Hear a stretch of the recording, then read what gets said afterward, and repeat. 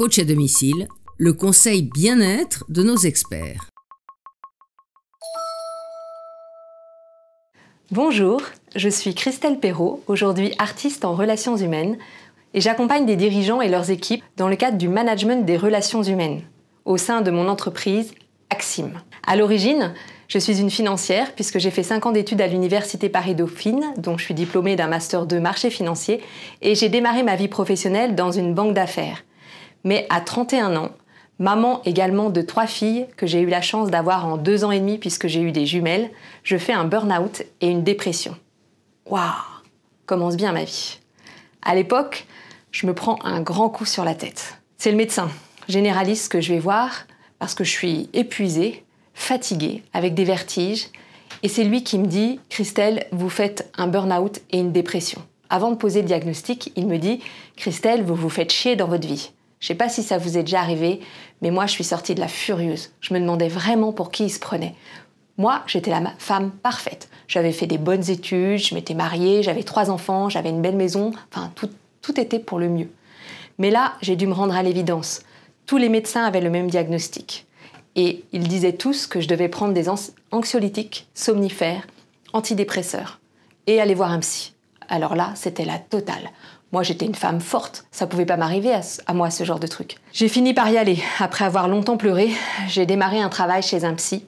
Et puis, même quelques années plus tard, en 2004, j'ai quitté l'entreprise, puisque j'avais fait tout un travail en bilan de compétences également, pour définir un nouveau projet professionnel. Une renaissance, comment renaître des cendres, comment renaître après une maladie. J'ai peut-être quelques clés à vous partager aujourd'hui qui pourraient peut-être aussi vous aider là où vous en êtes sur votre chemin de vie. Premier exercice que je vous propose de faire, prenez une feuille de papier sur lequel vous dessinez un camembert. Un camembert que vous allez répartir en 5 domaines de vie. Aujourd'hui, si je compte en moyenne 8 heures de sommeil par nuit, il vous reste 100 heures par semaine. Je vais vous inviter à répartir ces 100 heures entre d'une part votre vie professionnelle, tout le temps que vous passez dans votre vie professionnelle, y compris les trajets, votre vie sociale, le temps que vous passez avec vos amis ou dans des engagements dans la société, votre vie familiale, le temps que vous passez avec vos conjoints, vos enfants, la famille élargie, votre vie de couple, si vous avez une vie affective avec votre conjoint, à 2, et enfin, votre temps de vie personnel, le temps que vous passez juste pour être avec vous-même, juste vous, tout seul.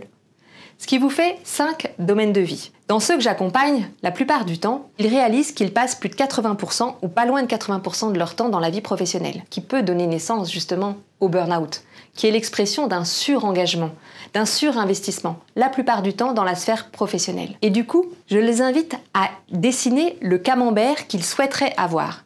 Faites l'exercice. Quel est le camembert que vous souhaiteriez avoir ? Majoritairement, vous allez voir, la part du travail descend à 50%.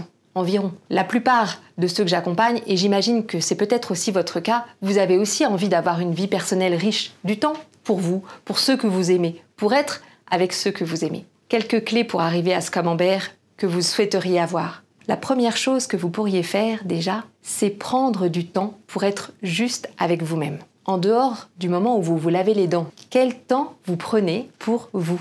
Rien que pour vous faire plaisir. Oui, je sais pas moi, aller au cinéma en pleine semaine un après-midi. Vous verrez, c'est très drôle. La salle, il y a quasiment que des têtes toutes blanches. Prenez ce temps pour retrouver votre nature. Parce que je crois que le burn-out, les burn-out que nous pouvons vivre aujourd'hui et que la Terre est elle-même en train de vivre, sont pour moi l'expression, la résultante d'une rupture de lien avec notre nature, avec la nature. Prenez du temps pour visiter la nature, retrouver le goût de la nature.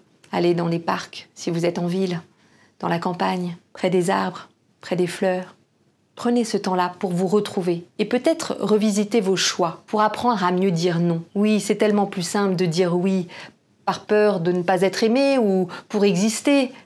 Prenez le temps de revisiter vos oui. Est-ce que ces oui sont bien adaptés ?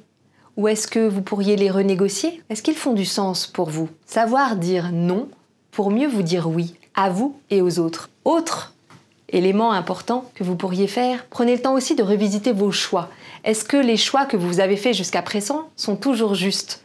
Prenez le temps de les relire pour également les renégocier. Faire des choix qui vous ressemblent. Oui, nous avons le choix. Nous avons le choix de nos amis, nous avons le choix de nos conjoints, nous avons le choix de notre travail. Finalement, pour résumer, je crois qu'aujourd'hui, nous manquons d'amour avec nous-mêmes. Et ces burn-out qui sont des ruptures de lien avec notre propre nature, je dis burn-out, mais c'est aussi bore-out, brown-out, tous ces symptômes qui montrent des dysfonctionnements dans notre façon de vivre, sont une invitation pour prendre le temps d'être et d'aimer. Quel temps passez-vous avec ceux que vous aimez? Vous voyez toutes ces études qui montrent qu'en fin de vie, ces personnes qui vont mourir disent que leur regret, c'est de ne pas avoir pris assez de temps avec ceux qu'ils aiment. Alors faites-le dès aujourd'hui. S'aimer, seul et ensemble. N'est-ce pas le plus grand défi de notre vie? À bientôt sur le HuffPost.